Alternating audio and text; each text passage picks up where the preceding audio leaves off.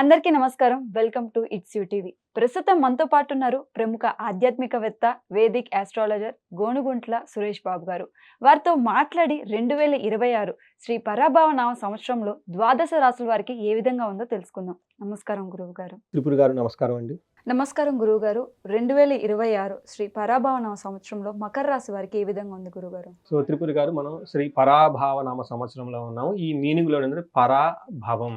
Okay, పరా అంటే దూరంగా ఉండటం, అభావం అంటే ఇన్ఫీరియారిటీ కాంప్లెక్స్, భయపడుతూ ఉండటంలో ఉంటుంది కదా, ఈ సిచ్యువేషన్ అనుకోవాలి. శ్రీ పరాభావ నామ సంవత్సరం అంటే మనకి పిరికితనానికి దూరంగా ఉండాలి, ఇన్సెక్యూరిటీ ఫీలింగ్కి దూరంగా ఉండాలి అని చెప్పుకోవాలి. ఫస్ట్ ఏంటంటే, అసలు ఎవరు మనం ఎందుకు భయపడుతూ ఉంటాం చెప్పండి? మనం భయపడకుండా భయానికి దూరంగా ఉండాలి. ఎందుకు ఫస్ట్ భయపడతామంటే, ఎప్పుడైతే మనం అధర్మబద్ధంగా ఏదైనా పని చేసినప్పుడు, సమాజానికి వ్యతిరేకంగా ఏదైనా పని చేసినప్పుడు, చెయ్యకూడని పనులు చేసినప్పుడు లోన బాధపడుతూ దూరంగా ఉంటూ ఉంటాం అనమాట. అయితే శ్రీ పరాభావ నామ సంవత్సరంలో అలా ఎవరైనా గనక తెలిసి కానీ తెలియక కానీ ఏదైనా గనక ఎగనెస్ట్ ధర్మానికి వ్యతిరేకంగా గనక వెళ్ళుంటే వాళ్ళకి ఎక్స్పోజ్ అయిపోతాయి స్కాములు లాంటివి. వాళ్ళు ఏమైనా తప్పులు చేసినా, రాజకీయ నాయకులు ఉన్నా, మేనేజర్ లెవెల్ పొజిషన్లో ఉన్నా, సి లెవెల్ పొజిషన్లో ఉన్నా, ఇలాంటి వాళ్ళు తెలిసి లేదంటే తెలిసి ఇంటెన్షనల్గా వాళ్ళు పబ్లిక్ ఒక రకంగా ఉండి లోన ఇంకొకటి చేస్తూ, వాళ్ళ స్టాఫ్తో ఒక రకంగా ఉండి లోన ఇంకొక విధంగా ఉంటే ఏదైనా కనుక గిల్టీ పనులు చేస్తే అవన్నీ బయటపడిపోతూ ఉంటాయి. అప్పుడేమవుతుంది? పరాభవం ఎదురవుతుంది అని చెప్తారు. అంటే ప్రతి ఒక్కరికి పరాభవం అవ్వదు. ఎవరైతే అధర్మబద్ధంగా తెలిసి తెలవక ఉంటామో ఆ యొక్క తప్పులకి మనకు బయటకు కనిపించేస్తుంటుంది. ఎప్పుడైతే మనం జ్ఞానాన్ని తెలుసుకుంటామో సన్మార్గంలో వెళ్తాము. ఎప్పుడైతే మనకు తెలవకుండా రాంగ్ ట్రాక్‌లో వెళ్ళిపోయిన రిజల్ట్ రాదనమాట. సో శ్రీ పరాభవ నామ సంవత్సరం అది ధర్మబద్ధంగా ఉండే వాళ్ళకి, హార్డ్ వర్క్ చేసే వాళ్ళకి అద్భుతమైనది. తెలిసి తెలియక తప్పులు చేసే వాళ్ళకి, అలాంటి వాళ్ళకి ఇది వాళ్ళ యొక్క పతనాన్ని చూస్తూ ఉంటుంది, అపజయం వస్తుందని చెప్తూ ఉంటారు. సో ఈ పరాభవ నామ సంవత్సరంలో 12 రాసులకు ఎలా ఉందో మనం చూద్దాం ముందుగా. ఓం గం గణపతియే నమః. స్వర్ణలక్ష్మి నమస్తే అస్తు. పరబ్రహ్మ స్వరూపిణి రాజ్యం దేహి ధనం దేహి సర్వకామాంచ దేహి మే. మకర రాశి వారికి మనం 2026 సంవత్సరంలో శ్రీ పరాభావ నామ సంవత్సరానికి సందర్భంగా చూసుకుంటే అద్భుతంగా ఉన్న రాశులు ఇదొక రాశి. అంటే అలా కొద్ది రాశులే ఉన్నాయి. ఒక వృషభ రాశి, ఒకటి కన్యా రాశి, తులారాశి, లేదంటే మకర రాశి. ఈ రాశులే ఉన్నాయి. ఇవి ఎలైట్ క్లబ్లో ఉన్నాయి. అంటే హైలీ రాడార్ టార్గెట్లో ఉన్న, అదృష్టానికి హైలీ రాడార్లో ఉన్న నక్షత్రాలు రాశులని మనం చెప్పుకోవచ్చు. ఈ రాశి వాళ్ళకి నేను లాస్ట్ 6 months నుంచి వేరియస్ న్యూస్ ఛానల్లో కొన్ని ఛాలెంజ్లు కూడా చేయడం జరిగింది. మీకు ఎందుకు బాగలేదు, ఏదో ఒక రీజన్ ఉండాలి కదా, ఆ రీజన్ ఏంటి అని ఇలా చెప్పడం, మాట్లాడటం జరిగింది. హారోస్కోపులు చెక్ చేయటం, అనాలిసిస్ చేయటం. అందులోని పర్సనల్గా నాది మకర రాశి కాబట్టి నేను నా రాశి ఫలాలు చూసుకుంటాను కాబట్టి ఇది ఒక ఆదండి సిద్ధి కాబట్టి చాలామంది కాల్ చేసామండి మాది కూడా మకర రాశినండి అని ఇంకా అసోసియేషన్తో చేసేవాళ్ళు ఎక్కువ మంది ఉన్నారు. ఈ క్రమంలో ఎన్ఆర్ఐలు ఉన్నారు చాలామంది, అన్ని దేశాల కంట్రీలు, దాదాపు 8-9 కంట్రీస్ నుంచి మకర రాశి వాళ్ళు నాకు కనెక్ట్ అయ్యారు. కొంతమంది ఎక్స్క్లూజివ్ దగ్గరగా ఉన్న వాళ్ళు ఒక రీసెర్చ్ గ్రూప్ లాగా పెట్టున్నాను నేను. ఎవరైతే 35 to 45 ఉన్నారో వాళ్ళ ఏజ్ గ్రూప్ని దృష్టిలో పెట్టుకొని చేయటం జరిగిందనమాట. ఇన్ సమరీ, ఈ మకర రాశి వాళ్ళకి ఏదైనా ఒక ముక్కలో చెప్పాలంటే వీళ్ళకి అంత అనుకూలంగా ఉంది. చక్కగా దూసుకొని పోయే ఒక పరాభావన సంవత్సరం, అదృష్టమైన బెస్ట్ టైంలో వీళ్ళు ఉన్నారు. జూన్ తర్వాత ఈ బెస్ట్ టైం ఇంకా 10 రెట్లు పెరుగుతుంది. సో అంతా బాగున్నప్పుడు ఇంకేంటి, కానీ ప్రాబ్లమ్స్ కొంతమందికి ఉంటున్నాయి. ఇది పాయింట్. సో మనం గోచార రీత్యా పంచాంగం దాని ప్రకారం మనం మకర రాశి వారికి ఎలా ఉందో తెలుసుకునే పోయే ముందు, స్వర్ణలక్ష్మి అమ్మవారు ఈ రాశి వాళ్ళకి ఏలినాటి సని కష్టాలన్నీ పడొచ్చారు కాబట్టి వీళ్ళకి ఫస్ట్ ఆత్మజ్ఞానం ఇవ్వాలి. అంటే వీళ్ళకి కొన్నిసార్లు వాళ్ళకి కావాల్సినవి అందుకునే దగ్గరలో ఉంటారు, కొన్నిసార్లు కావాల్సింది కొంచెం దూరంగా ఉంటుంది, కొన్నిసార్లు వెంటనే రావచ్చు, కొన్నిసార్లు కొంచెం కష్టపడిన తర్వాతే వస్తుంది. మనిషికి అనే వాళ్ళకి రాకుండా అయితే ఏముండదు. పెళ్లి కావాలనుకుంటే ఈ ఏడో వచ్చాడో ఏదో ఒక ఏడు పెళ్లి కాకుండా అయితే ఉండదు కదండి. ఉద్యోగం కావాలి, కష్టపడుకుంటా పోతే ఈ ఏడు ఇంకొకటి రాకుండా అయితే ఏముండదు కదా. కొంతమంది వెరీ క్విక్గా వస్తుంది, కొంతమంది లేటుగా వస్తుంది.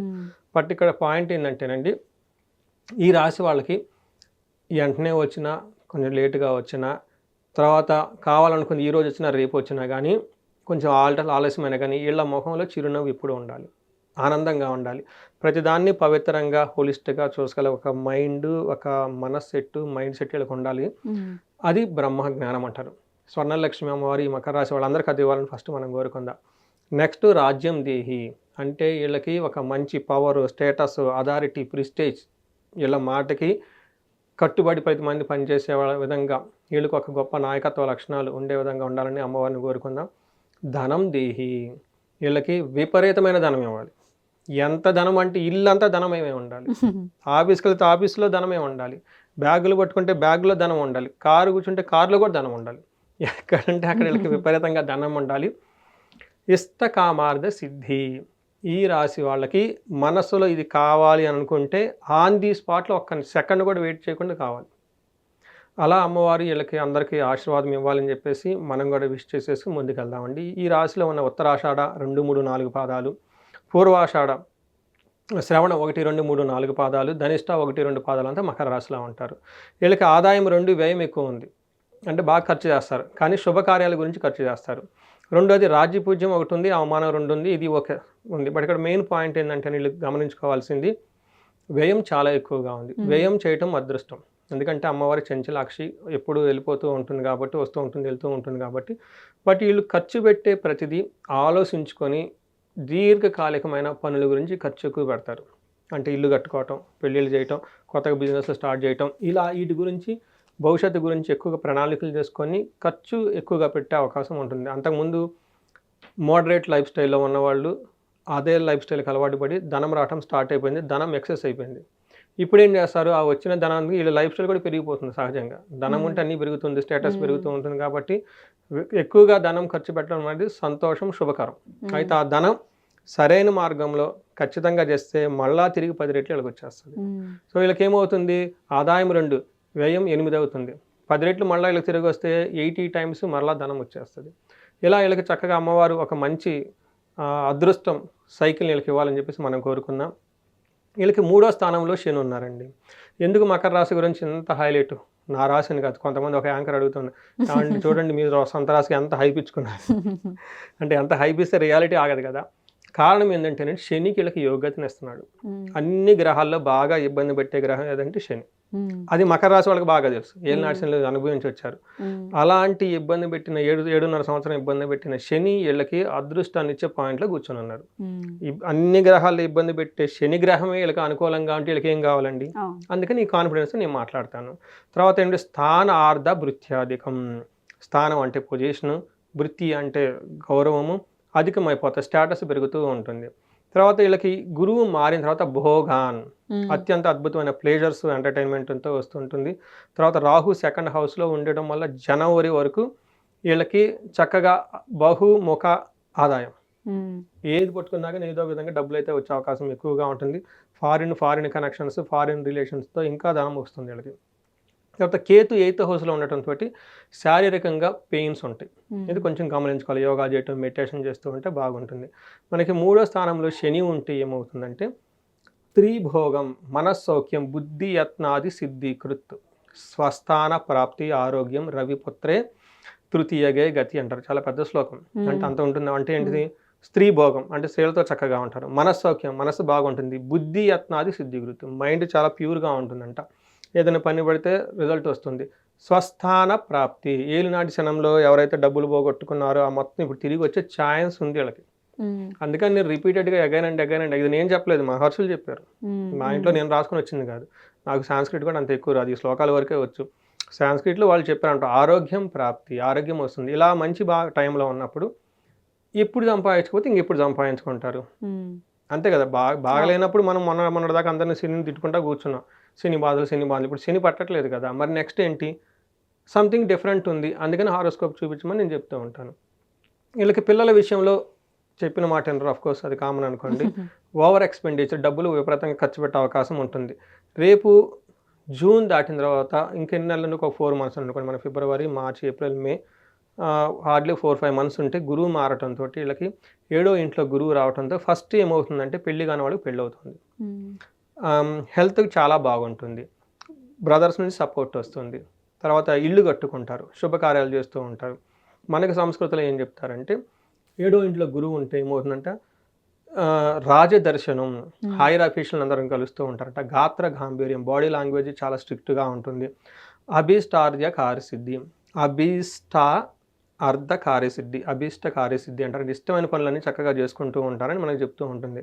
అంటే అప్పుడు ఏమవుతుందండి, 2 పెద్ద గ్రహాలు గుర్తుపెట్టుకోవాలి ఈ రాశి వాళ్ళు. ఆల్రెడీ శని బాగున్నారు, జూన్ మ్మ్. తర్వాత గురువు కూడా బాగున్నాడు, రాహు బాగున్నారు, 4 పెద్ద గ్రహాలు 3 గ్రహాలు బాగా సపోర్ట్ ఇస్తున్నప్పుడు సహజంగా బాగుండాలి కదా. ఇది గ్రహాల యొక్క స్థితిని బట్టి మకర రాశి అండి. గురువు గారు గ్రహస్థితి ప్రకారం ఎలా ఉందనేది చాలా చక్కగా వివరించారు. మరి ఈ రాశి వారికి నక్షత్రం ప్రకారం ఏ విధంగా ఉంటుంది గురువు గారు? వీళ్ళకి ఉత్తరాషాఢ శ్రవణ ధనిష్ట నక్షత్రాలు ఉంటాయి. ఇందులో ఉత్తరాషాఢ వాళ్ళకి ఫస్ట్ చూసుకుంటే పట్టాభిషేకము విపరీతమైన ఒక మంచి పొజిషన్ గల అవకాశం ఉంటుంది. రెండోది సంతోషంగా ఉంటారు. మూడోది ఒక విషయం మీరు ఆరోగ్యం చాలా చాలా బాగుంటుంది. తర్వాత వీళ్ళకి హెల్త్ కాంప్లికేషన్స్ ఉంటుంది. మే వరకు ఏదన్నా పదవి పొజిషన్ లాంటి ఆశపడి ఉంటే అవి రాకుండా వెనక్కిపోయే అవకాశం ఉంటుంది. శ్రవణం నక్షత్రం వాళ్ళకి పట్టాభిషేకం, చక్కగా మంచి పదవి ప్రమోషన్ వస్తుంది. ధనం విషయంలో కొంచెం స్లోగా ఉంటారు, హెల్త్ జాగ్రత్తగా ఉండాలి. తర్వాత ధనిష్ట నక్షత్రం వాళ్ళకి సంతోషంగా ఉంటుంది, రాజ్యలాభం ఉంటుంది, ధన నష్టము ధన వృద్ధి రెండూ జరుగుతుంది, పట్టాభిషేకం కూడా జరుగుతుంది. అంటే మంచి పొజిషన్ వస్తుంది, కొత్త జాబులు వచ్చే అవకాశం ఎక్కువగా ఉంటుంది, ధనము ఉంటుంది, ఎడేయడము సంతోషంగా ఉంటారు. వీళ్ళకి హెల్త్ కాంప్లికేషన్స్ ఈ రెండులో జాగ్రత్తగా ఉండాలి. కానీ ధన నష్టము వచ్చిన ధనం కాపాడుకోలేకుండా పోయి ఇబ్బంది పడే అవకాశం కూడా ఉంటుంది వీళ్ళకి. గురువు గారు వీళ్ళకి వచ్చిన ఆటంకాలను అధిగమించి ముందుకెళ్లాలంటే ఎటువంటి పరిహారాలు పాటించాలి గురువు గారు? పరిహారాలు వీళ్ళు చాలా ఎక్కువగా చేసుకోవాల్సి ఉంటుందండి. జనరల్గా వీళ్ళకి ఏలినాటి శని ప్రభావం నుంచి బయటకు వచ్చేసి గురువు అందరూ బాగున్నారు కాబట్టి ఇంకా ఎవరైనా కనుక బాగా స్ట్రక్ అయ్యారు అని అనుకుంటే కుంభకోణం నవగ్రహ టెంపుల్స్ని చూసుకుంటే ఒకసారి నవగ్రహ టెంపుల్స్ని చిదంబరము గుడిని, తర్వాత మనకి కంచి అమ్మవారిని, కామాక్షి అమ్మవారిని, ఇలా ఒకసారి ప్రసిద్ధమైన క్షేత్రాలు తీసుకొని ఎక్కువగా రుద్రాభిషేకం చేయించుకుంటూ ఉంటే చాలా బాగుంటుంది. ఒక్కసారి వీళ్ళు కోటప్పకొండ దర్శించుకుంటే గుంటూరు దగ్గర ఉంటుందండి, దక్షిణామూర్తి దర్శనం చేసుకొని అక్కడ హోమం చేయించుకుంటే చాలా బాగుంటుంది. వీటితో పాటు ధనానికి ఎవరైనా ఇబ్బంది పడుతుంటే స్వర్ణలక్ష్మి విశేష హోమం చేయించుకుంటే చాలా బాగుంటుంది. భార్యాభర్తల మధ్య మంచి అవగాహన ఉండటానికి అన్యోన్య దాంపత్య పాశుపత అభిషేకం, ఇంకా ఏమైనా కనుక స్పెసిఫిక్ ఇండివిజువల్గా బాధలు ఉంటే వాటికి సంబంధించిన పరిష్కారాలు ఖచ్చితంగా అయితే శాస్త్రాలు ఉన్నాయని తెలుసుకోవాలి. మెయిన్ 35 నుంచి 45 సంవత్సరాల వయసు ఉండి ఈ టైంలో లాస్ట్ ఇయర్ ఈ టైంలో ఎక్కువగా ప్రమోషన్స్ కానీ ఆపర్చునిటీస్ కనుక రాకుండా ఉండి ఇబ్బందులు పడుతూ ఉంటే ఇండివిజువల్ జాతకం చూపించుకోవడం చాలా ఇంపార్టెంట్. ఎందుకంటే కొన్ని బ్లాకేజెస్ అని ఉంటాయండి, వీటిని మనం శాపాలు లేదా దోషాలు అంటారు అనమాట. అంటే ఎందుకు కొన్ని యాన్సిస్టర్స్ నుంచి వస్తాయి, కొన్ని పూర్వజన్మ నుంచి వీళ్ళు తెచ్చుకునే ఉంటాయి అనమాట. వీటికి సంబంధించిన బ్లాకేజెస్ ఏమన్నా ఉంటే పరిష్కారాలు అవన్నీ తెలుసుకొని ముందు వాటికి సంబంధించిన రెమెడీలు అవన్నీ పూజలు అవన్నీ చేసుకుంటే వాటిని ఉన్న బ్లాకేజెస్ అన్ని పోయి జీవితం 10 రెట్లు ఖచ్చితంగా ముందుకెళ్ళే అవకాశం ఉందండి. గురువు గారు చాలా చక్కగా వివరించారు. ఈ రాశి వారికి మరిన్ని శుభ ఫలితాలు చేకూరాలని మనస్ఫూర్తిగా కోరుకుంటూ ధన్యవాదాలు. ధన్యవాదాలు.